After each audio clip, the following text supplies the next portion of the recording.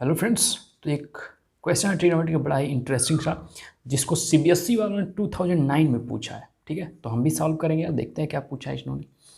दिया है इवेल्युएट, यानी इसका वैल्यू फाइंड आउट कर दीजिए। ठीक है, cos 58 divide by sine 32 plus sine 22 degree divide by cos 68 degree minus cos 38 degree cosec 52 degree into बटा divide by okay 10 18 degree into 10 35 into 10 60 into 10 72 into 10 55 degree. ठीक है, तो ये प्रोसेस है पूरा, ये डाटा गिवन है हमें। ठीक है, तो बाकी कहानी हम देखते हैं यार क्या कह रहा है ये। ओके, क्लियर है बात? ठीक है, देखते हैं।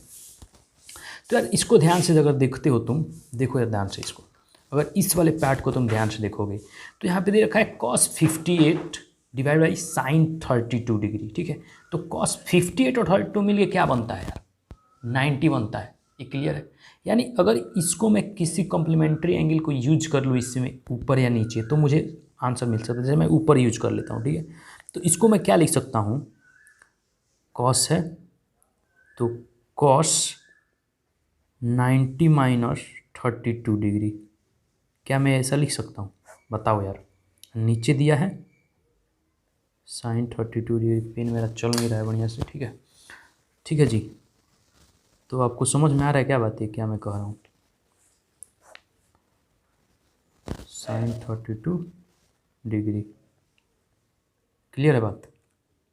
अब देखो यार, उसके बाद इसको भी उसी तरह चेंज कर लेते हैं, क्योंकि 68 और 22 सेम वही चीज़ होता है। तो ऊपर वाला नीचे वाला जहाँ मन करे वहाँ चेंज करो, तुम्हारी मर्जी भाई। तो मैं इसमें नीचे चेंज कर देता हूँ। ठीक है, कोई एक चेंज करना पड़ेगा क्योंकि तभी आंसर हमें मिलेगा, नहीं तो नहीं मिल पाए। ठीक है, तो मैं इसको चेंज करता हूँ, तो इसको मैं क्या लिखूँगा? Cos 90 degree minus 22 degree. Clear है बात? ये क्लियर है, समझ में आ रहा होगा आपको? Very good. माइनस दे रखा है, इसको देखो यार 38 और 52 मिलके फिर से कॉन्जुगेट मतलब कॉम्प्लीमेंट्री एंगल है, फिर से 90 बनाएगा। क्लियर है बात? तो जब ये और ये 90 बनाएगा, यानी मैं इसको या इसको किसी को चेंज कर सकता हूँ क्या? ऑफ कोर्स कर सकता हूँ। ठीक है, तो कॉस को मैं उसी तरह छोड़ देता हूँ, कॉस 38 डिग्री। ठीक है, अब कॉसेक को क्या लिख सकते हैं? COSCC, कॉसेक 90 माइनस 38 डिग्री लिख सकते हैं ना यार? बताओ यार, डिवाइडेड बाई 10। 18 का वैल्यू हमें पता ही नहीं है भाई, 18 का वैल्यू पता ही नहीं है। ठीक है, क्लियर बात?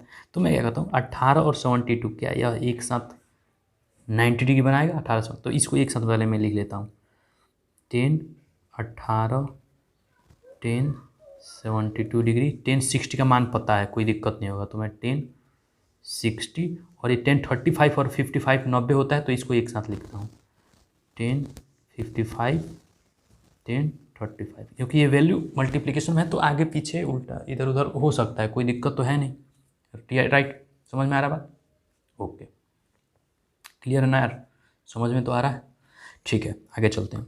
अब यार ध्यान से यहाँ पे देखो तुम, कॉस 90 माइनस थीटा, ये फार्मूला याद है? Cos 90 minus theta is sine theta. तो क्या मैं इसको साइन 32 डिग्री नहीं लिख सकता हूँ? ऑफ कोर्स लिखना ही चाहिए, क्यों नहीं लिखना चाहिए?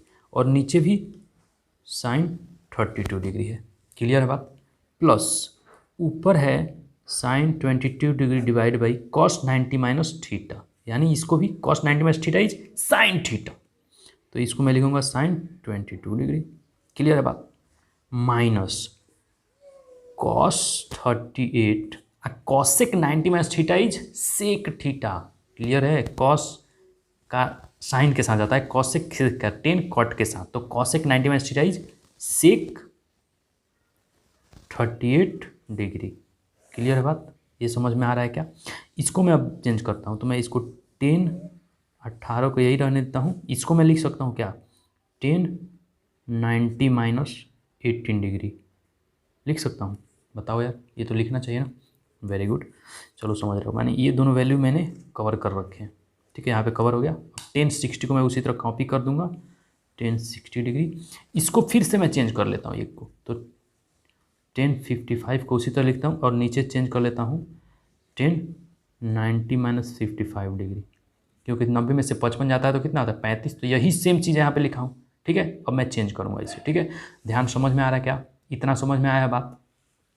अगर इतना समझ में आया तो कोई दिक्कत नहीं है, फिर आगे भी समझ में आ जाएगा आपको, ठीक है। तो देखो यार, इसको तो कैंसिल आउट कर सकते हैं ना, ये वाला वैल्यू इसको कैंसिल आउट करेगा, पूरा टोटल वैल्यू है, ठीक है। तो यानी 1 यहाँ पे आएगा हमें, और यहाँ पे भी 1 मिलेगा, ठीक है। और यहाँ पे माइनस दे रखा है। इसको जरा देखो यार, cos 38 सेक को क्या मैं 1/cos 38 नहीं लिख सकता हूँ? बताओ यार, लिख सकता हूँ कि नहीं लिख सकता हूँ? लिखना चाहिए, क्यों नहीं लिखना चाहिए? क्योंकि तुम्हें पता है कि cos theta equal to 1/sec theta, ये होता है ना, या sec theta equal to 1/cos theta, मतलब इसका sec का उल्टा cos होता है, cos का उल्टा sec होता है, तो वही लिख रहा हूँ मैं, ठीक है। बात समझ में आ रहा है? ओके। तो 10 18 18 degree, 10 90 minus theta is cot theta, तो यहाँ पे हो जाएगा cot 18 डिग्री, ठीक है। फिर से 10 60 डिग्री, सब मल्टीप्लिकेशन में है, 10 55 डिग्री, और 10 90 माइनस 55 यानी cot 55 डिग्री। तो 10 का उल्टा अगर यहाँ पे मैं लिखूँ कि क्या मैं यूज कर रहा हूँ इसमें, तो मैं ये यूज करता हूँ sec theta equal to 1/cos theta, और 10 theta equal to 1/cot theta होता है ना यार, इसी कॉन्सेप्ट को मैं यूज कर रहा हूँ यहाँ पे, ठीक है। दो चीज़ें यूज करूँगा। तो यार, या तो ये भी बात बोल सकते हैं हम, इसको देख ही लो यार तुम, कि 10 theta into cot theta equal to, मैं ऐसे लिख सकता हूँ 10 थीटा इंटू 1/10 थीटा, तो ये दोनों एक दूसरे कटेगा, यानी 1 आएगा। इसी तरह सेम टू सेम प्रोसेस क्या है, cos theta into sec theta equal to cos theta into 1/cos theta, क्योंकि सेक थीटा का उल्टा 1/cos थीटा इज 1 आल्सो, ठीक है।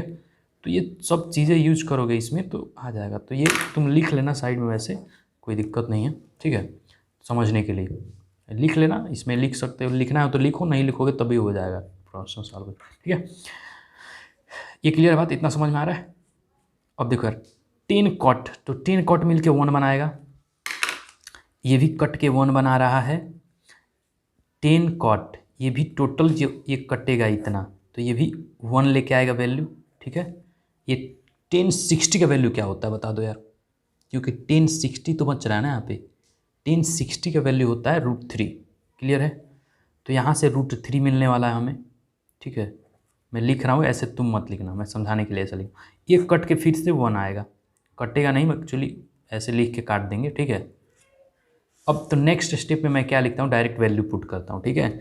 तो अगला स्टेप हमारा मिलने वाला है 1 + 1 यानी 2, 2 माइनस, ठीक है, 2 माइनस, यहाँ से मुझे क्या मिला है, ऊपर 1 मिला है ना यार, बताया करो, 2 minus 1 divide by 1 into √3 into यहाँ से फिर से 1 मिला है 1, तो इसको मैं क्या लिख सकता हूँ, 2 माइनस 1/√3, ठीक है। यहाँ पे भी आंसर छोड़ सकते हैं, बाकी इसको सॉल्व करेंगे, ठीक है। ये जो √3 है ये कभी नीचे नहीं छोड़ा जाता है, ऊपर लेके चला जाता है, ठीक है। तो इसको सॉल्व करेंगे तो क्या आएगा, नीचे हो जाएगा √3 तो वहाँ कॉमन हो जाएगा, ठीक है। तो √3 जब कॉमन लोगे तुम नीचे एलसीएम के लिए, तो ये हो जाएगा 2√3 - 1 हो जाएगा ना यार, 2√3 - 1। अब √3 को नीचे छोड़ना नहीं है, तो हम यहाँ पे क्या करें, रेशनलाइजेशन यूज करते हैं, यानी मल्टीप्लाई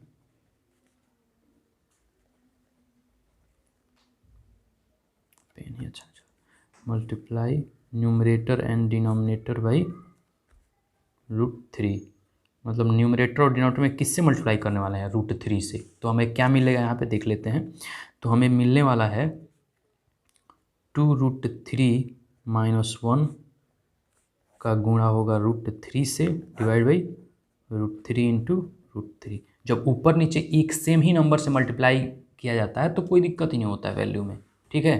क्लियर है बात? ओके।